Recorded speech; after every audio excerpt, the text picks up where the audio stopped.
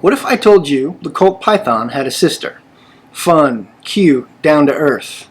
Granted, she's a little awkward at family barbecues, and she dresses kind of like Avril Lavigne forgot to do laundry, but she's still a Colt, bro. Plus, she laughs at all your dumb jokes and is totally down to hang out at dive bars and watch cheesy slasher flicks on the weekends. And so then, my fellow gun hipsters who may or may not be revolver single, I would like to introduce you to the Colt Trooper 357, the Python's underappreciated, unpretentious, ununderlugged sibling, who happens to be a woman for the purposes of this metaphor.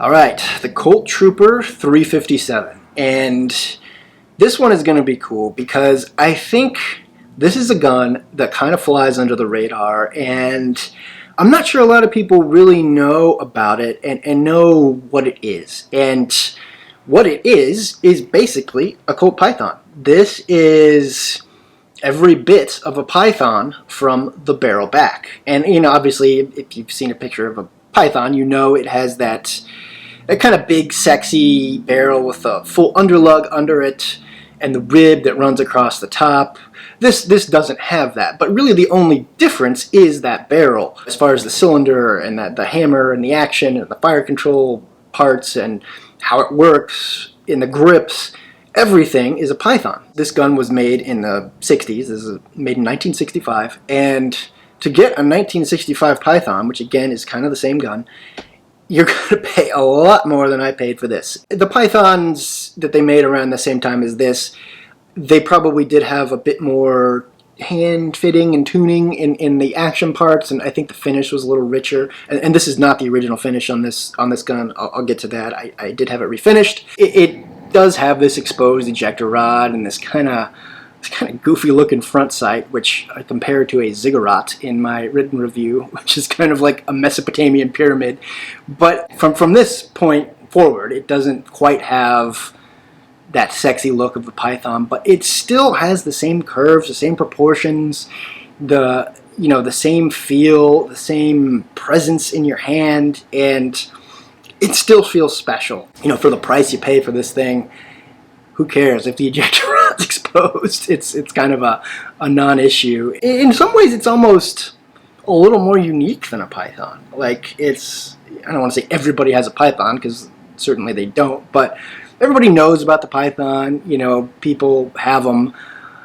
I think fewer people probably have one of these old Troopers, and it's just cool. I love that about it, that it is kind of unique, and it's kind of like a gun hipster hack. Like you're hacking the system, basically getting a Python for less, which I love. If you're a revolver single and you're looking for something that has the good bones and the natural good looks and curves of a Python, but you can't really afford to date a Python, I think this is a great option.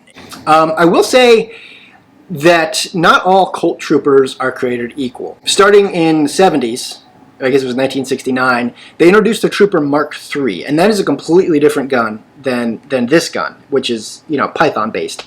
They had a Trooper Mark V, and those actually went on to evolve into the Colt King Cobras and the Anacondas in the 90s. So that's a completely parallel line of guns.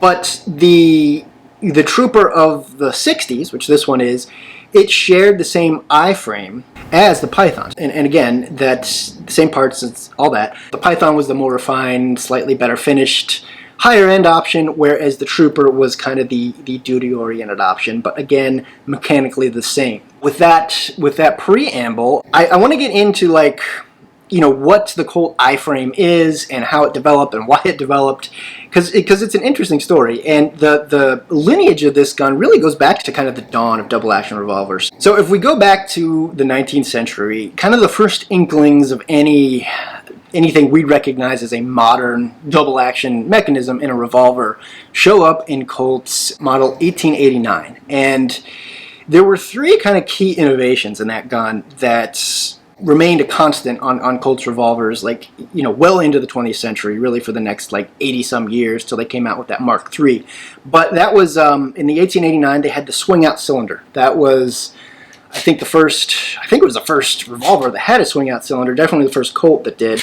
Before that, they had toyed around with some double action revolvers, but they were basically, you know, single action army, aka the Peacemaker frames with double action mechanisms kind of shoehorned into them, and they loaded the same way as the old single action army, where you opened up that gate and just kind of plucked the rounds in one by one. So that was a big innovation, especially because, you know, around that same time, Smith & Wesson had their top brake guns, which were a lot more intuitive to load and use, but, you know, with that top brake, you had to basically sever the top of the frame, and as the cartridges, you know, became more powerful and higher pressure into the 20th century, that setup just wasn't going to work for, like, you know, 357 Magnum and probably even 38 Special. Also, they went to this, what's called the V-spring mainspring, and that was just, you know, a flat piece of spring steel that drove the hammer and the action and everything like that, and they designed a completely new double action mechanism around it that was far superior than anything they'd experimented with prior. So the V-spring became a cornerstone of the Colt revolver design, double action revolver design. And then also they had what I'll call a trigger locking cylinder. On the 1889, the cylinder, it went like, you know, I can't turn the cylinder right now. On the 1889, the cylinder was just free to rotate. It didn't have something that kind of locked it in place. But as soon as you pulled the trigger, the cylinder would tighten up and align with the forcing cone, and it would achieve lockup that way. And I think if you cocked the hammer, it would be the same way. But that trigger locking mechanism remained on the Colt revolvers, you know, into the 20th century, and is on this.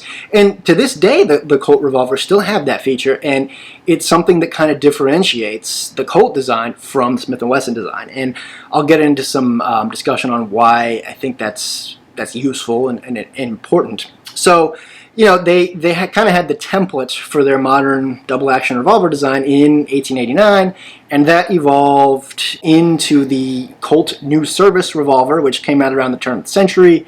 The U.S. Army adopted that, I think it was in 1909, the M1909, but of course, 2 years later, we all know what happened. You know, the revolver really ceased to be a military service sidearm. We got the 1911. At that point, Colt's kind of focus with their double action revolvers shifted more to law enforcement. The New Service revolver that became the 1909, and eventually the 1917, which was the same gun but used 45 ACP, but they developed a slightly smaller version of that, and small is probably not the right word, a more medium-sized version of that. The New Service was a big revolver. It was kind of, I think, on the level of like a Smith & Wesson end frame that we have today. So they developed that as, I think it was originally called the New Army Special. And the thing was, armies didn't buy it because, you know, our army anyway was buying semi-automatics at that point. But cops bought it. So in the 20s, I think it was 1927, they changed the name of that New Army Special to the Colt Official Police, because I guess Colt has some sense of what constitutes officiality when it comes to revolvers. So they named it that. It became very successful. A lot of law enforcement adopted it around the country, and that became what's called the Colt E-frame. And again, it was their kind of medium-sized revolver. Around that same time, they also introduced the Police Positive, because what cop doesn't appreciate positivity in revolver design? But that was like their more compact revolver size, and that eventually led to like the detective specials and, you know, the original Colt Cobra and the Commando that showed up in kind of the 80s and 90s.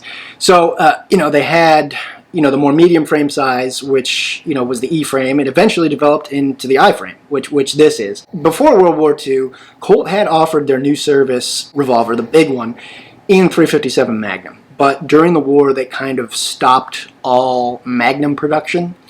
And because I guess they thought everyday people wouldn't be interested in a Magnum revolver. But, you know, Smith & Wesson had their Model 27 and 28, and they were seeing a lot of success with those guns. But interestingly, the Model 27 and 28 were N-frame revolvers. You know, if you know Smith & Wesson's revolver sizes, and the N's the big frame size that we think of when we think of .44 Magnum. Well, interestingly, the N frame was originally developed for .357 Magnum. So that was selling very well for Smith & Wesson, and Colt didn't have really a .357 Magnum offering. So I guess their idea was, instead of getting a big old howitzer like an N frame or their original Colt New Service, they said, well, what if we could take this E frame, again, the official police, which was a more medium-sized frame, and what if we could get the Magnum, .357 Magnum, in a gun that size that would be, you know, differentiating, it would be unique. So that's basically what they did. They took the E frame, the medium-sized frame, and they made a few tweaks to it. I think they improved the heat treating and stuff like that. And they moved the firing pin to the frame, like the Smith & Wessons are today. For some reason that was necessary to withstand the power of the Magnum. They made those changes, and that led to the I frame, which this is. And in 1953, they introduced their first I-frame .357 Magnum revolver, and that was the Colt Model 357. And the name of the gun was .357. And it was exactly this gun. And so that was their Magnum offering for 2 years until 1955, when they took that Model 357 and made it even more sexy and more awesome, and that became the Python. So they basically took this 357 model, and they put the fancy lug rib barrel on it that we all recognize and love from the Python. Instead of discontinuing that 357, which again was basically this gun, they just renamed it to the Trooper. So in 1961, they eliminated the Model 357 name, and that became the Trooper, and that became their kind of service-grade law enforcement offering. And then their Python, which is basically the same gun, just a little more polished and spiffy, was their premium barbecue gun that you showed off to your friends and carried if you were a pimp or Wayne Newton or Rick Grimes. So that kind of, you know, service grade, premium grade dichotomy continued through the 60s, and this gun was made in 1965. And by 1969, Colt kind of realized that, you know, basically building a Python for their kind of everyman duty gun wasn't cost effective, because the old school lock work and the Python action was labor intensive and costly, and it required basically someone to kind of hand build it. They went to a completely new design for their service grade offering that used, instead of this V-spring architecture that had been a hallmark of all the Colt revolvers, double action revolvers, since, you know, the 19th century, they went to a coil spring, and they went to internals that were made from sintered metal, which I think is kind of like an early term for MIM. So that manifested as the Colt Trooper Mark III. And again, they used the Trooper name for that gun. They discontinued like the I-frame Python-derived Trooper, and that became their service grade offering. And, you know, I've heard those are good, solid guns. The Troopers, they're reliable, they're good guns, but they're not related to the Python mechanically. You can recognize the Trooper Mark IIIs from like the half underlug. Then that evolved into the Mark V, and there was like the Lawman line. And then, as I said in the beginning, that evolved into the King Cobra and the Anaconda of the 90s. So that was kind of called, I've heard it referred to as the MK action. But during that same time, Colt continued to produce the Python as, you know, their premium high-end offering, using the same old school V-spring architecture that they'd always used. They stopped all revolver production in 1999, and obviously we know they restarted producing revolvers in, I think, 2017, 2018. And the revolvers they make today, they all use like a modified version of the original Colt V-spring. It's not exactly what you'd find in this, but it's similar. It has that same kind of, you know, folded piece of spring steel, though it's a little more rounded. And here's my cat. This is Siggy, the tactic cat. He likes to be on camera, or maybe not. That brings us to this gun. Does it live up to the Python lineage? When you hold this thing, you feel something, and it just feels special. It feels like something from a time when people really cared about the things, the products they were putting out into the world. It has this heft and this presence in your hand that just, it's nostalgic, and it's something you just like. And regardless of whether it's a Trooper or a Python or whatever it is, you get that sense from this, and it just feels very well made. It feels solid. It feels like quality, and it feels like something that maybe you don't find as much today. So I love that about this gun. You know, it feels like, you know, I've held some other Pythons. I unfortunately haven't shot a Python before, but I've held them, and it feels basically like a Python. It has the same kind of presence in the hand. It handles similarly. You know, you get more weight in the barrel with the lug and the rib and stuff, and that's intentional with the Python, to, you know, have more weight in the muzzle to help you control those magnum loads. And, you know, compared to some of the newer Colts that I've handled, this isn't quite as smooth as that, and as far as the action and everything. But I mean, this is a 60-year-old gun, and you know, that's not surprising. And this was probably a duty gun. It was in kind of rough shape when I got it, and I'll tell you about the refinish process I went through on it. The single action trigger on this gun is just fantastic, and I think it you know, stacks up to any single action revolver trigger I've experienced. You know, I've shot 686s. I've owned a Smith & Wesson 66 K-frame, and I think the single action trigger is superior on this Colt. It's just, you know, it doesn't move at all. You know, as you know, revolver triggers do. There's no take up. It's just there. It's just a wall, and I mean, you just touch it and the hammer falls, and it's so precise. It's so direct. I mean, you feel like you're super connected to the shot. I mean, all you got to do is line up your sight and put your fingertip on that trigger, drop the hammer, and it goes. It hits exactly what you're aiming at. And you know, in single action, I shoot this gun as accurate as I shoot any gun. I just can't even tell if I'm hitting it. Oh yeah, his nose is gone.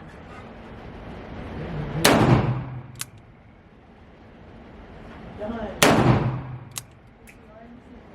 Please go for me. You have a better chance of hitting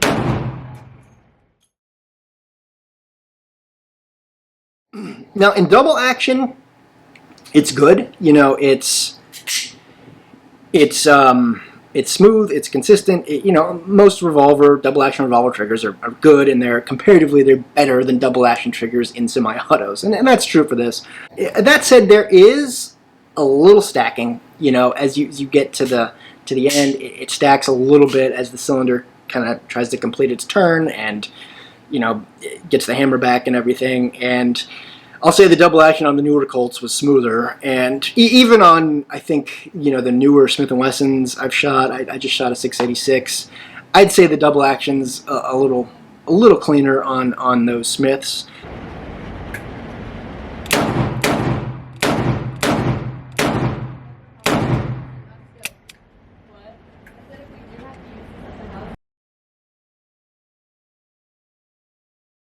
And this thing handles magnums like a boss. As I've said, I've had a Smith & Wesson K-frame, snub 66, and you know, I shot some magnums through that, and you shoot, you know, a cylinder or two of hotter magnums through that thing, I was done. I didn't want to shoot any more magnums through that thing. And whereas this, it's fine. I mean, it's still loud, and you can feel the power, which is kind of cool. I mean, that's kind of the fun part about shooting magnums. It feels powerful, and you definitely feel the power with this. But it's definitely more controllable, and it feels like it was made for magnums, whereas the K-frame maybe not so much. And then, you know, shooting 38 specialist of this thing, it's, you know, it's kind of a cliche. It feels like a 22, but it kind of does. I mean, it's so stable, and it's so accurate, and it's just so nice and fun to shoot. And you know, magnums are fun to shoot too, obviously, but it handles both of them well, and it's a joy at the range. So another thing I wanted to bring up is that trigger locking mechanism that is present on the Colt revolvers. And you know, again, that kind of began in the 19th century, kind of first appearing in a crude form on the 1889, and then, you know, it kind of was refined through the revolvers that Colt introduced over the next, you know, 50 years into the 20th century. So that is still present on this, and it's still present on the Colt revolvers made today, as I said. So what that is, you know, if you cock the hammer here, you know, you see there's a little bit of play in the cylinder here, but as soon as I touch that trigger, that is locked. I mean, that is tight. It locks up tighter than, you know, a Smith & Wesson or other revolvers. That's just inherent to the Colt V-spring design. And I think that's one reason, I've heard, that's one reason the Colt guns are known for just accuracy. The Pythons are known for really good accuracy, is that the hand and the bolt is the thing down here, at least that's what it's called in a Colt, and the hand is the thing that kind of, you know, rotates the cylinder. As soon as there's any pressure on the trigger, those things are designed to tense up that cylinder for perfect alignment between the chamber and the forcing cone. And with the Smith & Wesson, I've heard that they're designed with a touch more play in the alignment, and then the blast itself, I guess, is supposed to, you know, kind of perfectly center the chamber to the forcing cone, you know, right as you're shooting. And I'm not trying to knock Smith & Wessons. You know, the 686 and the 66 that I've owned, they're all really accurate. You know, I don't see a huge difference in accuracy, really. But that is just a neat feature with the Colts that you don't really get with the Smith & Wessons. And the new ones still include this feature. You know, I've only owned 2 revolvers, and one of them's this. And both of them had and have the same timing issue, and that's called failure to carry up. And that's where, if you cock the hammer slowly, you know, do it here, cocked it slowly, the cylinder doesn't fully lock in, doesn't click into its notch, and I'll show you that. You see how it just kind of clicked over? It wasn't fully seated, clicked over there. So, and the Smith & Wesson I did that too, and I've read that's a pretty common, you know, issue with older revolvers. I've read a lot of them even left the factory like that, and I've heard it's not a real big deal unless it's really bad. But the thing with the Colt design is, because of that bank vault lockup, it really, you're basically guaranteed a full lockup every time, because as soon as you touch that trigger, you can watch, as soon as I touch that trigger, it's not locked. It didn't carry up fully. It snicks the cylinder over into full lockup. So if you're having a revolver that has that issue, I think it's more of a non-issue with a Colt, because it has that that trigger locking action on it, the bank vault lockup. Now, if you cock the hammer quickly, the momentum of the cylinder turning, it finds the notch and it's fine, and you don't experience that kind of failure to go fully into the notch. Also, I'll add, you know, the gun shoots great at the range. I didn't have any issues with it at the range. But once, you know, after I've shot, you know, I did some range sessions with, you know, over 100 rounds. Some of it was like kind of crappy remanufactured ammo, which probably puts out a lot of soot. You know, once I got the guns home, I noticed that the action could get a little sticky. I'll roll in some footage where, you know, cocking the hammer, it would kind of hang up, or pulling the trigger in double action, it would kind of hang up, and the cylinder wouldn't fully rotate. But as soon as I clean the gun and kind of get the grit and the soot out of the star here, I think it's also called the ratchet, scrub that out and, like, you know, scrub the fouling off it, put a little oil on it, that problem completely went away. So, and I recently watched a video from Honest Outlaw where he kind of reviews the 686, and he talks about this, that, you know, I think we kind of have this this myth about revolvers that they're completely immune from reliability issues. And yeah, they're never going to have a failure to feed, or even a failure, well, I guess they could have a failure to eject, you know, doing this, but you're not going to have feeding issues in a revolver because they don't feed. But there's a lot of mechanical stuff happening, you know, when you cock the hammer and rotate the cylinder. There's a lot going on there, and that can get hung up. And in one point, he drops his 686 in the snow, and then it's doing that same thing that this gun was doing after it got pretty dirty. Would a newer revolver that had, you know, maybe more, you know, this thing's 60 years old. It was probably a duty gun. I'm guessing it was a duty gun. So this has been used quite a bit. Would a newer revolver that had, you know, sharper edges and less use, would that be able to power through the gunk a little better? Probably. This gun functions perfectly through box after box of ammo at the range. It's just when you get it home, and I think all that shit just kind of congeals, it can get a little sticky, but all you gotta do is clean it off and it will function 100%. At least that's been my experience. So I also want to talk about the fact that I got this gun refinished. When I bought it off of Arms List, it was in pretty rough shape. There was some rust and pitting and stuff on it. I'll roll some footage in of what it looked like when I got it. So I took it to a shop here in town. I live in Covington, Kentucky. There's a place in Newport that has experience with kind of restoring vintage guns, and one of the guys there, I've heard, you know, is a certified Colt technician who is certified to work on these old school V-spring actions. So I took it to them just to see what they could do with it, and you know, they had it for a couple months, and it looks beautiful. It you know, hopefully you can see it. It really, the bluing is really nice. It's deep and dark. It's I don't think it's quite like what you'd find on the vintage Pythons with that rich royal blue. It's I think a little darker, but it looks beautiful. And now you still can see some of the pitting. Like if you look closely under the bluing, I don't know how well you can see that. Probably not, but you know, there's a little pitting there, and then you can see some of the nicks under the finish here, the prancing pony. Hopefully you can see some of that. So you know, this gun was never going to be perfect, and I'm not looking at it like as some investment grade piece. You know, this was a $500 gun, so I've read that, like, never refinish your vintage Colts. This gun didn't have a whole lot of value anyway, and you know, I've got the initial cost, $500, plus, you know, the $300 and some I put into it to get it refinished. Am I going to get like $800-900 out of it if I try to sell it? I don't know, probably not, but I don't care. I mean, it's a good solid revolver. It's going to last a long time. It's, you know, something I'll keep, and I think it was money well spent for what I was looking to get out of this gun. So in conclusion, it shoots great. It looks great. It feels great. It's everything you want in a monogamous revolver relationship. So, or maybe not. Maybe you'll have other revolvers too. But suffice to say, you know, aside from the corny metaphor, I think this is a gun that's really worth owning, especially if you want that Python experience, but you don't want to pay top dollar to get that Python experience. All right, so I want to give you a sneak peek of what's coming next. I think I'm going to do my H&K P9S next. I feel like we need some H&K on the channel, and this one's awesome.